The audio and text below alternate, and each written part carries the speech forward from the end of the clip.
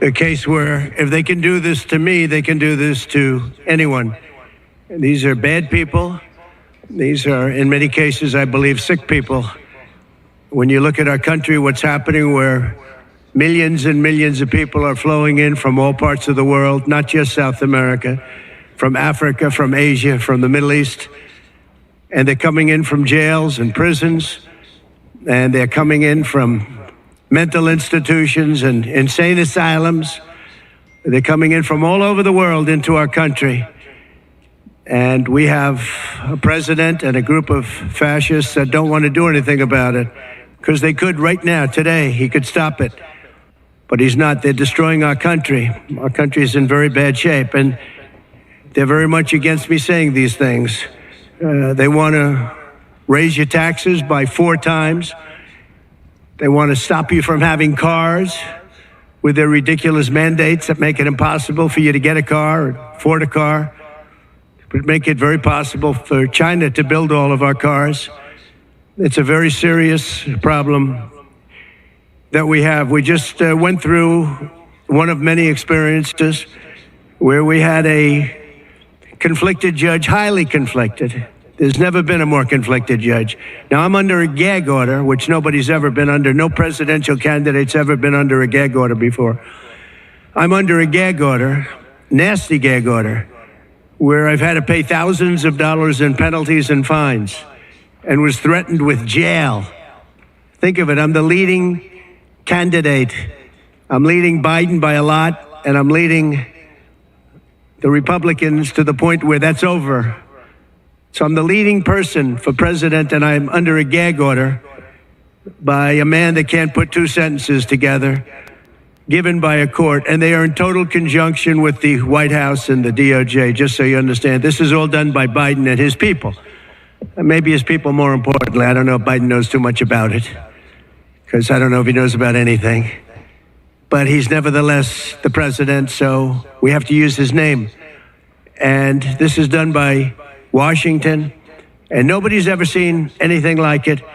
So we have a judge who's highly conflicted. You know what the confliction is. Nobody wants to write about it, and I'm not allowed to talk about it. If I do, he said, I get put in jail. So we'll play that game a little bit longer. We won't talk about it, but you're allowed to talk about it. I hope you do, because there's never been anybody so conflicted as this. As far as the trial itself, it was very unfair. We weren't allowed to use our election expert under any circumstances. You saw what happened to some of the witnesses that were on our side. They were literally crucified by this man who looks like an angel, but he's really a devil. He looks so nice and soft. People say, oh, he seems like such a nice man. No, unless you saw him in action. And you saw that with a certain witness that went through hell. And when we wanted to do things, he wouldn't let us do those things. But when the government wanted something, they got everything. They got everything they wanted. It was a rigged trial. We wanted a venue change where we could have a fair trial. We didn't get it. We wanted a judge change. We wanted a judge that wasn't conflicted. And obviously he didn't do that. Nobody's ever seen anything like it. We had a DA who was a failed DA. Crime is rampant in New York, violent crime. That's what he's really supposed to be looking at. Crime is rampant in New York. Yesterday in McDonald's, you had a man hitting him up with machetes, a machete. Whoever can imagine even a machete being wielded in a store, in a place where they're eating, and he's going rampant. And Bragg is down watching a trial on what they call crimes. They're falsifying business records. That sounds so bad. To me, it sounds very bad. You know, it's only a misdemeanor, but to me, it sounds so bad. When they say falsifying business, that's a bad thing for me. I've never had that before. I'm falsifying. You know what falsifying business records is? In the first degree.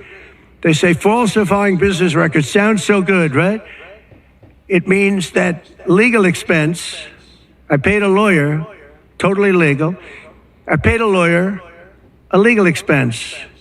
And a bookkeeper, without any knowledge from me, correctly marked it down in the books. A very professional woman, highly respected, she testified, marked it down in the books as a legal expense. So a legal expense, paid a lawyer, is a legal expense in the books. It's not sheetrock, construction, or any other thing. It's a legal expense. Think of that. This is what the falsification of business records were. And I said, what else are you going to call it? What else are you going to call it? Now, I would have testified. I wanted to testify. The theory is you never testify, because as soon as you testify, anybody, if it were George Washington, don't testify, because they'll get you on something that you said slightly wrong, and then they sue you for perjury. But I didn't care about that. I wanted to. But the judge allowed them to go into everything that I was ever involved in, not this case, everything that I was ever involved in, which is a first. In other words, you could go into every single thing that I ever did. Was he a bad boy here? Was he a bad boy there? And my lawyer said, what do you need to go through? And all you wanted to do is testify simply on this case. Because I would have loved to have testified. To this day, I would have liked to have testified. But you would have said something out of whack, like it was a beautiful sunny day and it was actually raining out. And I very much appreciate the big crowd of people outside. That's incredible what's happening. The level of support has been incredible.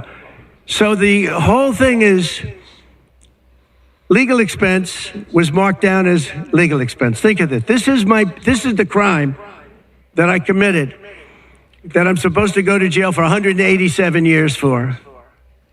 When you have violent crime all over this city at levels that nobody's ever seen before, where you have businesses leaving, and businesses are leaving because of this, because heads of businesses say, man, we don't want to get involved with that. I could go through the books of any business person in this city, and I could find things that in theory, I guess, let's indict him, let's destroy his life. But I'm out there, and I don't mind being out there because I'm doing something for this country, and I'm doing something for our Constitution. It's very important, far beyond me. And this can't be allowed to happen to other presidents. It should never be allowed to happen in the future. But this is far beyond me. This is bigger than Trump. This is bigger than me. This is bigger than my presidency.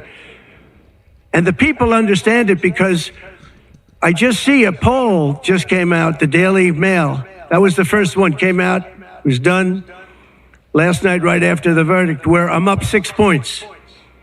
6 points from what we already were. We were leading fairly substantially. We're up 6 points in the Daily Mail poll. Now, maybe other polls come out and says something differently, but a lot of people have predicted it because the public understands, and they understand what's going on. This is a scam. There's a rigged trial. It shouldn't have been in that venue. We shouldn't have had that judge. He should have allowed us to have an election expert. We had the best expert, most respected expert, head of the Federal Elections Commission. He was all set to testify. He was waiting for 2 days. And when it was his turn, Bragg's people protested. And the judge knocked him out, said, you can't testify. He actually said, you can't testify for anything having to do with the trial. You can say what the federal elections is. Well, that doesn't help. Everybody knows that. But you can't testify. So essentially, he wasn't able to testify. Other people weren't able to testify. But with these people, they were able to use people salacious. By the way, and nothing ever happened. There was no anything. Nothing ever happened, and they know it. But they were as salacious as they could be. And it had nothing to do with the case. But it had to do with politics.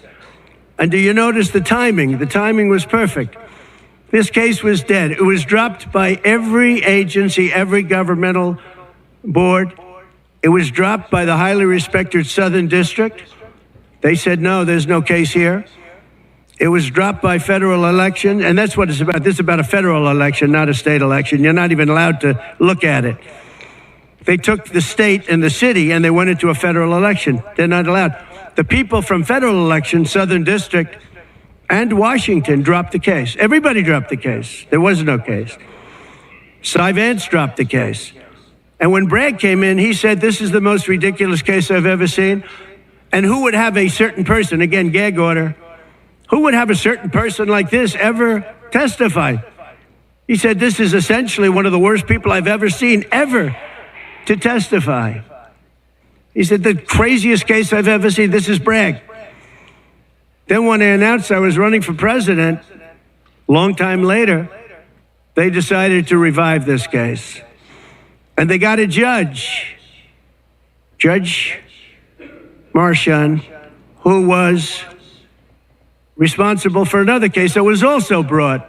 It destroyed the life of a very good man, by the way. Destroyed the life of a very good man who went to prison once, and then they just put him in prison again because they said he lied. He didn't lie. I looked at the statements he made. In fact, he didn't remember something, and they put him in jail.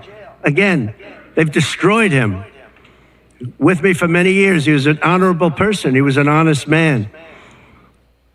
And if you look at what he did, supposedly, it never happened. There's never been anything like this. Over the education of his grandchildren.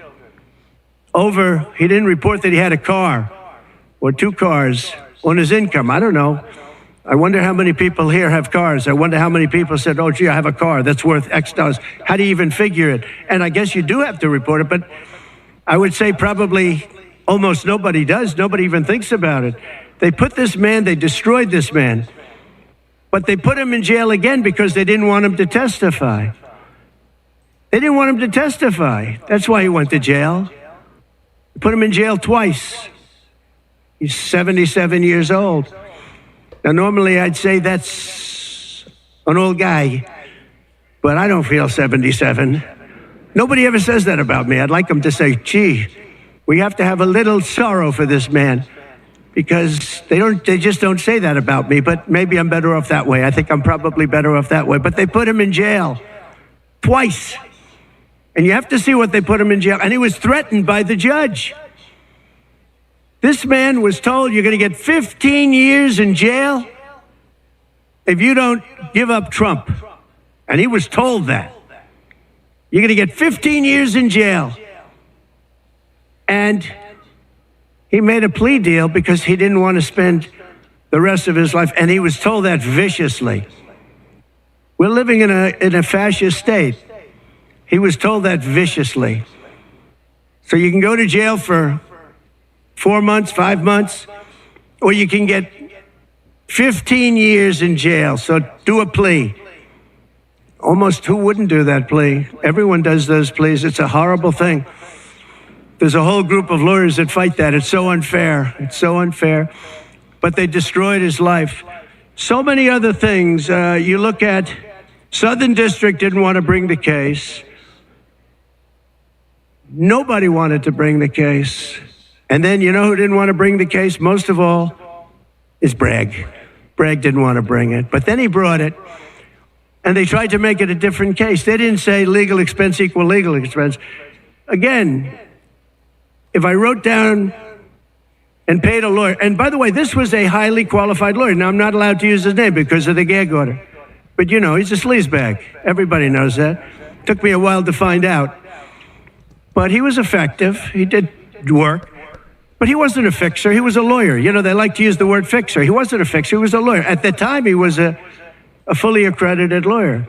Now, he got into trouble not because of me. He got into trouble because he made outside deals, and he had something to do with taxi cabs and medallions, and he borrowed money.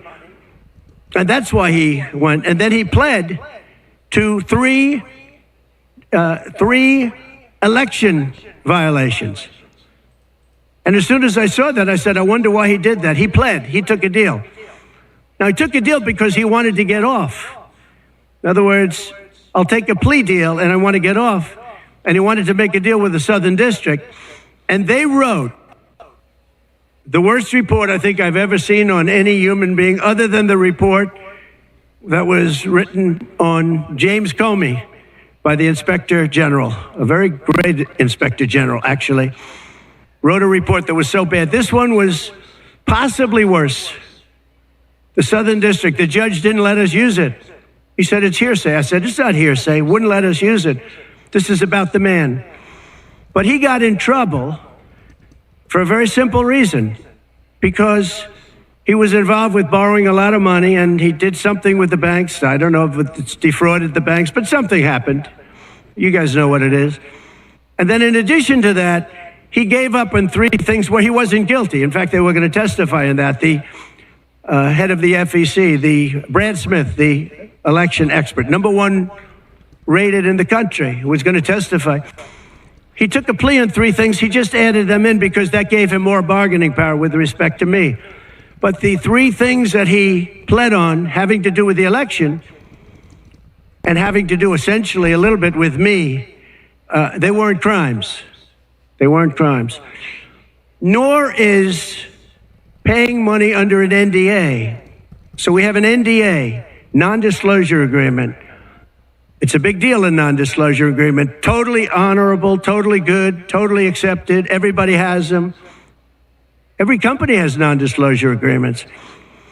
But the press called it slush fund and all sorts of other things. Hush money, hush money. It's not hush money. It's called a non-disclosure agreement. And most of the people in this room have a non-disclosure agreement with their company. It's a disgrace. So it's not hush money. It's a non-disclosure agreement, totally legal, totally common. Everyone has it. And what happened is he signed a non-disclosure agreement with this person, I guess other people, but it's totally honest. You're allowed to make the payment. You don't have to make it. You can make it any way you want. It's a non-disclosure agreement. And he signed that. And there was nothing wrong with signing it. And this should have been a non-case. And everybody said it was a non-case, including Bragg. Bragg said, until I ran for office. And then they saw the polls. I was leading the Republicans. I was leading the Democrats. I was leading everybody. And all of a sudden, they brought it back. It's a very sad thing that's happening in our country. And it's a thing that I'm honored. In a way, I'm honored. It's not that it's pleasant. It's very bad for family. It's very bad for friends and businesses. But I'm honored to be involved in it because somebody has to do it. And I might as well keep going and be the one. But I'm very honored to be involved because we're fighting for our Constitution. The money that was paid legally. There was nothing illegal. In fact, the lawyer in creating the NDA, because at that time he was a fully accredited lawyer. He wasn't a fixer. I never thought of him as a fixer. The media called him a fixer, or the prosecutors called him a fixer. He was a lawyer, and he was fairly good. Later on, I didn't like what he did. I didn't like, for instance, I didn't like that when I became president, he went around and made deals with companies. When I heard that, he was gone. He was gone. And he had payments coming to him, and a lot of this involved things that are very simple. There was nothing wrong. This was standard stuff, all standard stuff. Everything involved was standard. There was no crime here. In fact, I just watched a couple of the reports. You watched Jonathan Turley, Andy McCarthy, Greg Jarrett. You look at all of these people, Mark Levin, all very talented people, great people, many more. And they don't know me, essentially. They don't know me. They're legal scholars and experts. But I look at them. I watched Turley this morning saying, there's no crime here. Everybody says there's no crime here, except for this DA that's got the city out of control with crime. It's absolutely out of control. So we have an NDA that was signed. We have legal expenses. And here's the thing on legal expenses. You have 100 where they say they do a charge. I just recorded this out. Falsification of business records in the first degree. It sounds so bad. I said, wow. And even my own lawyers, I get very upset with them because they don't say what it is. They say, well, falsification of legal records is only a felony. Well, that's a lot. Is only they say a misdemeanor. But they try and bring it up to a felony if there's 2 crimes. They have all these different things. The other thing is they miss the statute of limitations by a lot. because this was very old. They could have brought this 7 years ago instead of bringing it right in the middle of the election. So they missed the statute of limitations. They did everything. Now, let me give you the good news. The good news is, last night, we just got a report this morning, in the history of politics, I believe, maybe I'm wrong, somebody will find that I'm wrong, maybe, but I don't think so. They raised with small money donors, meaning like $21, $42, $53, $38, a record $39 million in about a 10-hour period. No, think of that. I like those people.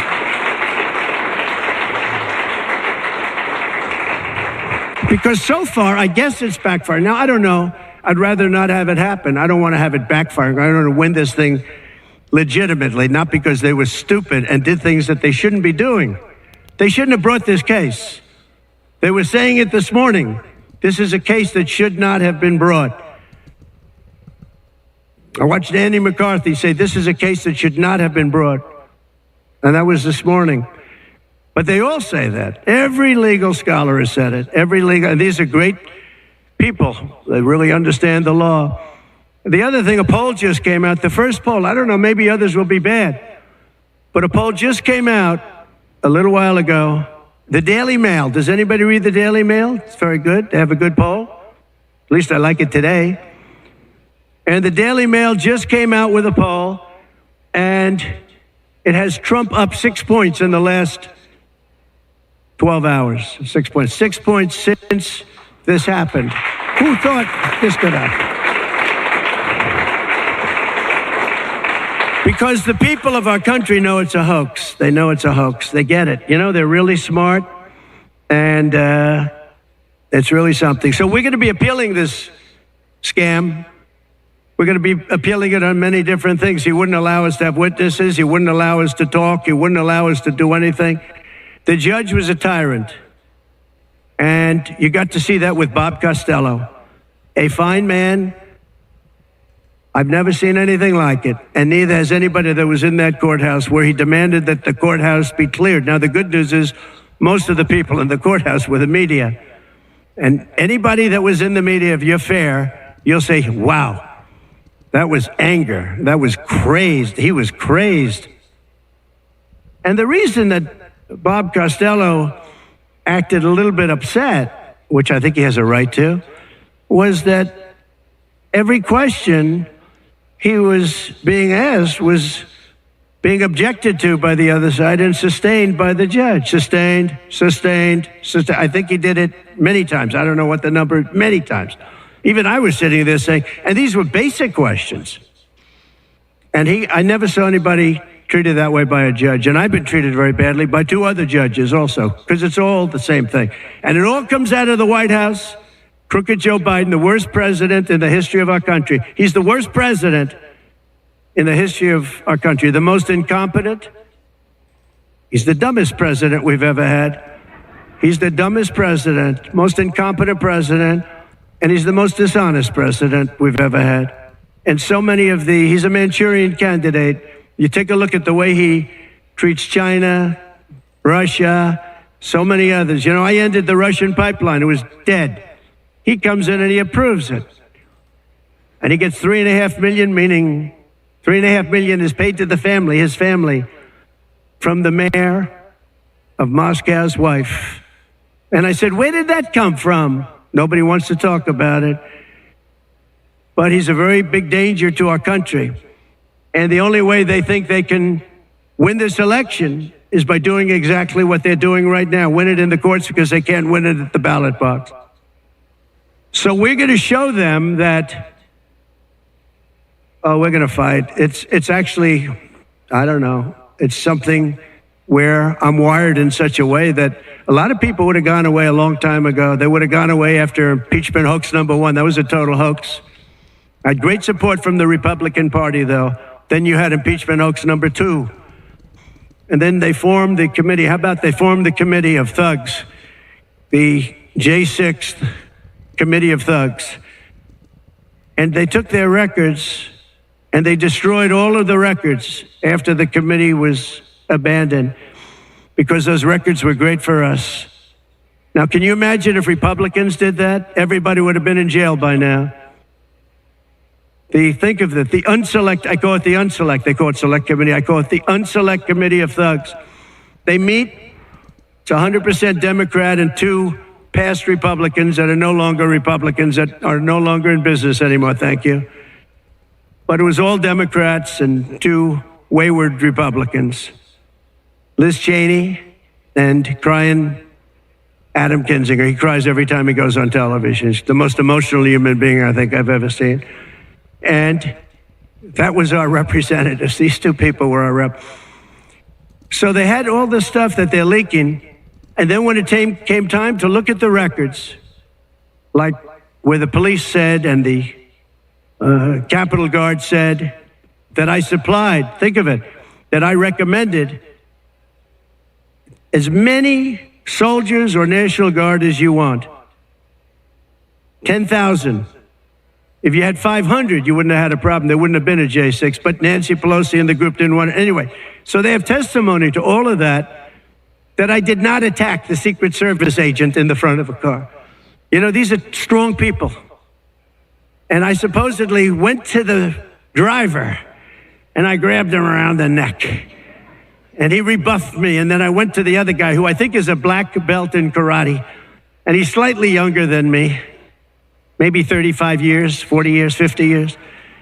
And I grabbed him around the neck and said, he's a black belt in karate. They know how to get somebody from around their neck. They would have gone like this, and that would be the end of that. Actually, I had a friend that said, you shouldn't dispute that. That makes you look like the toughest cookie we've ever seen. You should have let that go on. But the fact is, it never happened. It was all made up. And that was proven to be made up. It proved to be a false story. And they deleted and destroyed all of that information, every ounce of it. We're dealing with a corrupt government. We have a corrupt country. Our elections are corrupt. Our borders are open. Our borders are going to be closed very soon. November 5th is going to be the most important day in the history of our country. Now, when I say that, because my people are always saying, do this, because we're fighting for America, DonaldJTrump.com. I hope everybody watching right now, DonaldJTrump.com, because it really makes a difference. They have a lot of money on the other side. I don't know where they get it. Nobody knows where they get it, but for some reason they get money. But they're not on the side of our country. In many ways, I think they hate our country. Who on earth can want open borders where people are allowed to pour in from countries unknown, from places unknown, from languages that we haven't even heard of? We have people sitting in schools with languages where very few people have ever even heard of these languages. It's not like Spanish or French or Russian. Languages unknown. We have people coming from corners of the globe, and many of them are not good people. Many terrorists, record levels of terrorism, record levels of terrorists have come into our country. Record. They've never seen anything like it. You know, there was a report that in 2019, I don't believe this, by the way, the media gave it, and it was good for me, believe it or not. They said in 2019, there were no terrorists recorded that came into our country. I don't believe that. I don't think that's possible. But 2019 was a Trump year. I don't believe that that could be possible. But they said no terrorists came into our country. So let's say it was close. Let's say it was close. But now record levels of terrorists, record levels, the highest level we've ever seen of terrorists are pouring into our country. You have China with just in the last few months, 29,000 people came in, and I looked at them on a line, and they look like perfect soldiers. They're almost all male, from 19 to 25. It looks like a recruiting exercise. They have beautiful tents. They have propane stoves. They have cell phones, the best you can buy. I said, what's going on? It looks like they're building an army right in our country. Now, I don't think that would happen, right? We're losing our country. And I really think that this is an event, what took place yesterday with this judge. Look, we have conflicted, but he's a crooked judge, and you'll understand that. And I say that knowing that it's very dangerous for me to say that, and I don't mind, because I'm willing to do whatever I have to do to save our country and to save our Constitution. I don't mind.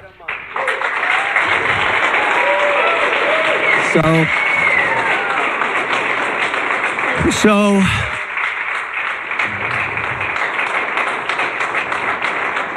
thank you. So we will continue the fight. We're going to make America great again. Very simple. When people fight MAGA, they say, we're going to fight. I watch Biden. We're going to fight MAGA. We're going to stop MAGA. To make America great again. That's all it is. MAGA. Make America great again. Our country's in serious trouble. We owe $36 trillion. We were energy independent for the first time ever. And now we're begging Venezuela for oil. One statistic you have to hear. Venezuela was crime-ridden. Caracas, the cities, crime-ridden. 2 years ago, 3 years ago. They just reported a 72% drop in crime in the last year. Because all of their criminals, most of them, and the rest are coming in now. The ones that didn't come in. In Venezuela, their prisons have been emptied into the United States. Their criminals and drug dealers have been taken out of the cities and brought into the United States. And that's true with many other countries.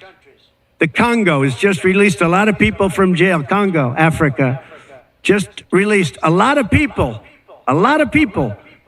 from their prisons and jails and brought them into the United States of America. This is what's happening to our country. And it's not sustainable by anyone. Little things like our kids can't have a Little League game anymore because you have tents and you have migrants living on the fields. That's the least of it. People are taking over our luxury hotels, migrants. And yet our veterans, our great veterans, are living on the streets. Like dogs, they're living on the streets. But migrants are living in luxury hotels and cities all over our country, run by Democrats. So it's my honor to be doing this. It really is. It's a very unpleasant thing, to be honest. But it's a great, great honor. We're gonna do what I have to do. I'm gonna do it. And the support has been, that's why I mentioned the number of $39 million. That's why I mentioned we're up 6 points. And we went up a lot over the last month because everybody saw it was a rigged deal. It was a rigged trial. But we're going to make America great again. We're going to make it better than ever before. November 5th, remember, November 5th is the most important day in the history of our country. Thank you very much, everybody.